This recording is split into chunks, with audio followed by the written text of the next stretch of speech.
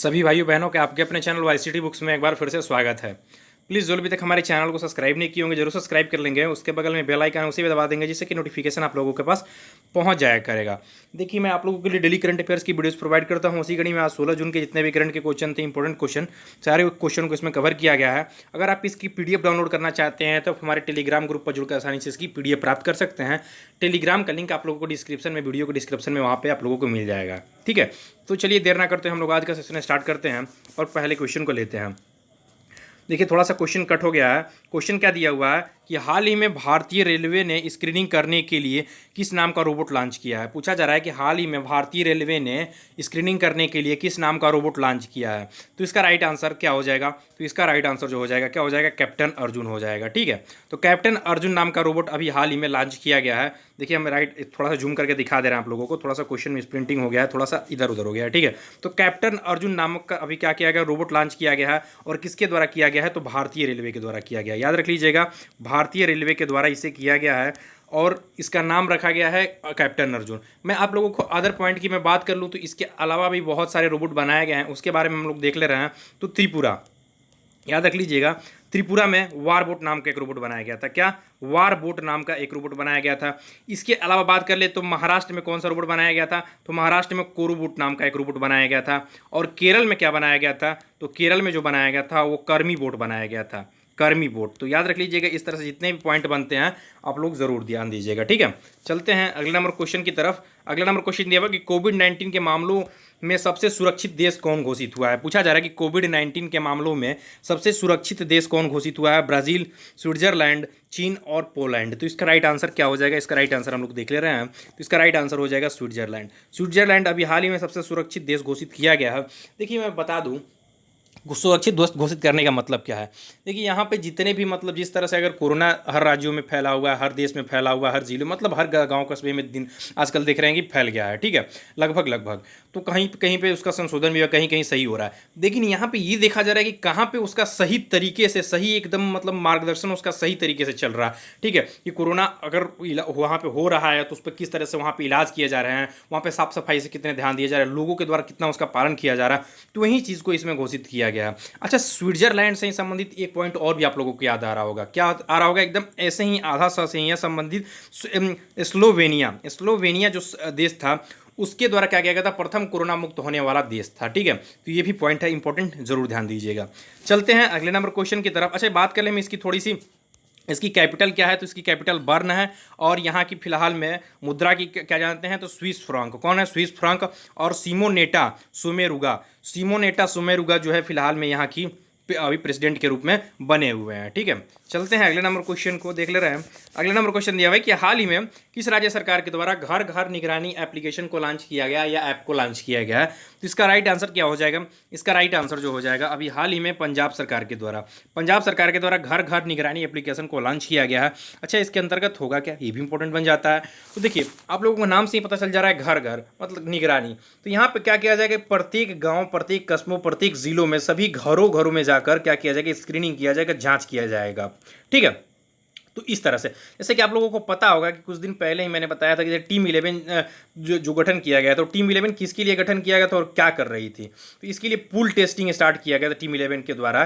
तो उसमें ये निर्णय लिया गया था कि एक गाँव कस्बों में जाया जाएगा और उस क्षेत्र के पूरे लोगों को क्या किया जाएगा? स्क्रीनिंग करने का कार्य किया जाएगा। और उन लोगों के बाद देखा जाएगा उनमें से एक लोग भी अगर निकल जाते हैं तो पूरे गाँव को क्या कर दिया जाएगा? अभी क्वारंटाइन के रूप में कर दिया जाएगा। तो इस तरह से चीज़ों को देखा गया था। उसी तरह यहाँ पे घर घर निगरानी ऐप जो लॉन्च किया गया है, इसमें ये देखा गया है कि जो लोग भी घर घर मतलब जितने भी घर के लोग हैं वहाँ पे सब लोगों के पास ये एप्लीकेशन होना चाहिए। और जिन लोगों के पास एप्लीकेशन ये होगा, जैसे आरोग्य सेतु एप्लीकेशन आप लोगों को पता होगा, उसी तरह का ये भी एप्लीकेशन है, तो वहाँ पे निगरानी रखने का ये भी कार्य करेगा। ठीक है, ये भी इंपॉर्टेंट पॉइंट है। और इसके अंदर जितनी भी चीज़ें हैं घर घर जो भी लोगों के हैं उनके जाँच की जाएगी, ये भी इसके अंदर बताया गया है। चलते हैं अगले नंबर क्वेश्चन की तरफ। अगला नंबर क्वेश्चन क्या दिया हुआ है? अगला नंबर क्वेश्चन ये है कि हाल ही में किस राज्य सरकार ने अपने पर्यावरण विभाग का नाम बदलकर पर्यावरण व जलवायु परिवर्तन रखा है। पूछा जा रहा है कि किस राज्य सरकार के द्वारा अपने पर्यावरण विभाग का नाम बदलकर पर्यावरण व जलवायु परिवर्तन रखा गया है। तो इसका राइट आंसर क्या हो जाएगा? तो अभी हाल ही में अभी किसके द्वारा? तो महाराष्ट्र सरकार के द्वारा रखा गया है। देखिए, हम लोग महाराष्ट्र सरकार के बारे में 2 दिन से पढ़ते आ रहे हैं। अभी हम लोगों ने क्या पढ़ा? जो पर्यावरण विभाग था उसका नाम बदलकर पर्यावरण व जलवायु परिवर्तन रख दिया गया। अच्छा, कल हम लोगों ने एक पॉइंट पढ़ा था, क्या पर्यावरण से संबंधित कह लीजिए, चाहे आप लोग वातावरण से संबंधित कह लीजिए, जो भी, तो इसके द्वारा क्या किया गया था? एक एप्लीकेशन को लॉन्च किया गया था, एक पोर्टल को लॉन्च किया गया था, एक सिस्टम को लॉन्च किया गया था। क्या किया गया था? आई फ्लूज को लॉन्च किया गया था। इसके अंतर्गत क्या होगा? तो ये बाढ़ की निगरानी जो है, बाढ़ से संबंधित जितनी भी हम लोगों को सूचना होगी, ये पहले देने का कार्य करेगी। ठीक है, जहां भी जिस इलाके में बाढ़ आना रहेगा उस इलाके में हम लोगों को पहले ही आगाह कर देगा। ये जिसके पास होगा तो उसके द्वारा ये लोग क्या हो जाएंगे? सतर्क हो जाएंगे। तो ये भी महाराष्ट्र सरकार के द्वारा ही किया गया था। इसके बारे में हम लोगों ने कल पढ़ा था।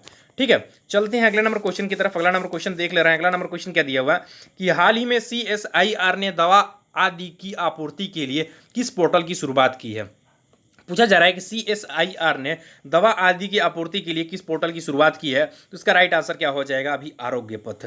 आरोग्य पथ पोर्टल की शुरुआत किया गया है और किसके द्वारा किया गया है? तो CSIR अर्थात council of the scientific and industrial research.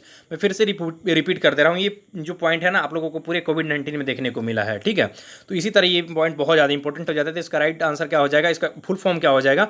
Sorry, council of the scientist and industrial research इसका पूरा फुल फॉर्म हो जाएगा। और इसी के द्वारा अभी आरोग्य पथ एप्लीकेशन को लॉन्च किया गया है। अभी जो पोर्टल बनाया गया है इसके अंदर लॉन्च किया गया है। अच्छा, इसके अंतर्गत होगा क्या? ये भी इंपॉर्टेंट बन जाता है। तो इसमें दवाओं के किसी भी प्रकार की जो भी, जैसे क्या होते हैं कि बहुत ज़्यादा जो डिलीवर मतलब किए जाते हैं दवाओं की एक जैसे कि दूसरे जगहों में, उनमें किसी प्रकार की कमी ना आए। चाहे विभिन्न राज्यों से एक दूसरे राज्यों में भेजना होता है दवाओं के द्वारा, चाहे किसी मरीज़ के पास यहाँ पे सही तरीके से दवा पहुँच पा रही है कि नहीं, इन सभी चीज़ों को इसके अंतर्गत बताई जाएगी, इसके अंदर देखभाल किया जाएगा। ठीक है, तो ये इंपॉर्टेंट पॉइंट है, जरूर ध्यान दीजिएगा। ठीक है, चलते हैं अगले नंबर क्वेश्चन की तरफ। अगला नंबर क्वेश्चन क्या दिया हुआ कि हाल ही में किसके द्वारा कोरोना योद्धाओं के लिए समर्पित गीत रख हौसला हिम्मत न हार जारी किया गया है?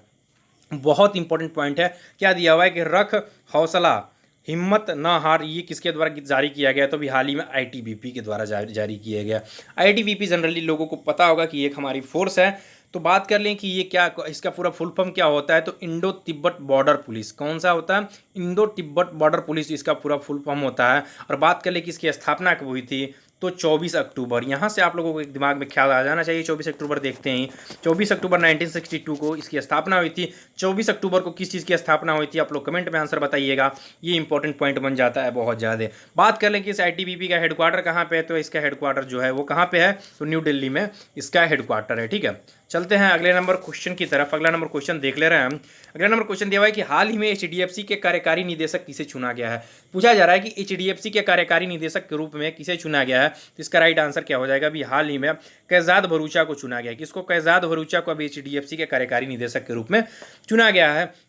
मैं अदर पॉइंट की बात कर लूँ तो निसाबा गोदरेज को, निसाबा गोदरेज के बारे में हम लोगों ने पढ़ा था कि इनको गोदरेज का MD एंड CEO के रूप में नियुक्त किया गया था। ठीक है, और HDFC के बारे में हम लोग पढ़ लिए। और HDFC से कुछ पॉइंट्स हम लोग अब अगर देख लें तो देखिए, कुछ दिन पहले हैं कि हम हार नहीं मानेंगे, इंपॉर्टेंट है, ध्यान दीजिएगा। हम हार नहीं मानेंगे एक गाना लॉन्च किया गया था। वो किसके द्वारा किया गया था? वो HDFC के द्वारा किया गया था। हैशटैग हम हार नहीं मानेंगे, ये गाना। बात कर लिए हम HDFC से कुछ अदर पॉइंट की स्थापना कब हुई थी? तो 1994 में इसकी स्थापना हुई थी। हेडक्वार्टर कहाँ पे है? तो हेडक्वार्टर जो है मुंबई में है। MD एंड CEO का नाम आदित्य पुरे हैं। कौन है? आदित्य पुरे जो है फिलहाल में इसके MD एंड CEO के रूप में बने हुए हैं। ठीक है, चलते हैं अगले नंबर क्वेश्चन की तरफ। अगला नंबर क्वेश्चन क्या दिया हुआ है कि हाल ही में किसे IDBI के निदेशक के रूप में चुना गया है? पूछा जा रहा है कि हाल ही में किसे IDBI का निदेशक के रूप में चुना गया है। तो इसका राइट आंसर क्या हो जाएगा? इसका राइट आंसर हो जाएगा 8वें का आयुष्मान शर्मा को। आयुष्मान शर्मा को अभी IDBI के निदेशक के रूप में चुना गया है। अच्छा, इनको तो अभी IDBI के निदेशक के रूप में चुना गया है। इसके अलावा एक पॉइंट मैंने और भी दिया, वो अश्वनी भाटिया के बारे में। अश्वनी भाटिया को इनको आप लोगों को पता होगा कि SBI के MD के रूप में इनको नियुक्त किया गया था। किसका? SBI के MD के रूप में इनको नियुक्त किया गया था। IDBI से संबंधित हम लोग कुछ पॉइंट्स और भी देख ले रहे हैं। तो IDBI का हेडक्वार्टर कहाँ पे है? स्थापना कब हुई थी और इसके हेड कौन है? तो देखिए, IDBI की जो स्थापना हुई थी वो भी 1964 में हुई थी। कब हुई थी? 1964 में हुई थी।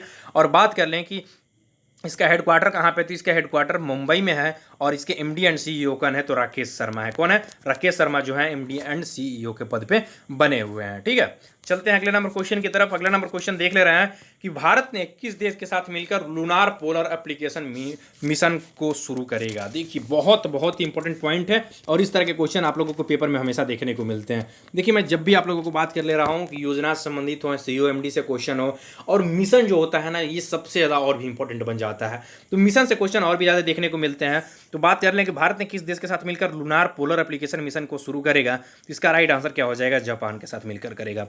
ये कब तक करेगा ये भी इंपॉर्टेंट बन जाता है। तो देखिए अभी बात कर लें कि जॉक्सन, याद रख लीजिएगा जॉक्स, जनरली जॉक्स के नाम से हम लोग जानते हैं, और भारत का क्या है, इसरो।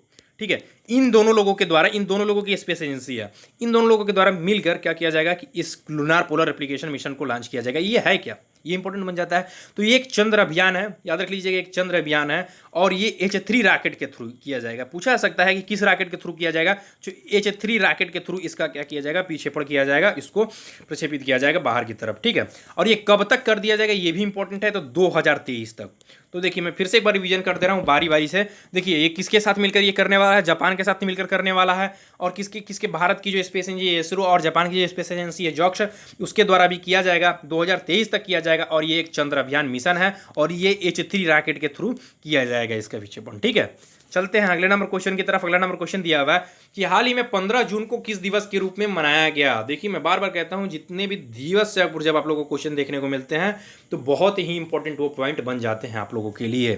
ठीक है, तो 15 जून को कौन सा दिवस के रूप में मनाया गया है, तो विश्व वायु दिवस व विश्व बुजुर्ग दुर्व्यवहार दिवस के रूप में भी, दुर्व्यवहार जागरूकता दिवस के बारे में भी हम लोग देख रहे हैं कि मनाया गया है। तो इसका राइट आंसर क्या हो जाएगा, उपयुक्त दोनों हो जाएगा। देखिए ये दोनों जो है यूनाइटेड नेशन के द्वारा ही मनाया जाता है। और बात करने की जो बुजुर्ग होते हैं उनके प्रति काफ़ी ज़्यादा लड़कों के, जो लड़के होते हैं जो मतलब बूढ़े बुजुर्ग हो जाते हैं, उनके लड़के क्या करते हैं, उनको छोड़ देते हैं या उनके साथ दुर्व्यवहार करते हैं, इसकी मतलब ऐसा ना हो, इसके प्रति जागरूकता फैलाने के लिए इसे मनाया जाता है। और इसे 2011 में मनाने के लिए संयुक्त राष्ट्र के द्वारा इसकी घोषणा की गई थी। ठीक है, तो इंपॉर्टेंट पॉइंट है, जरूर ध्यान दीजिएगा।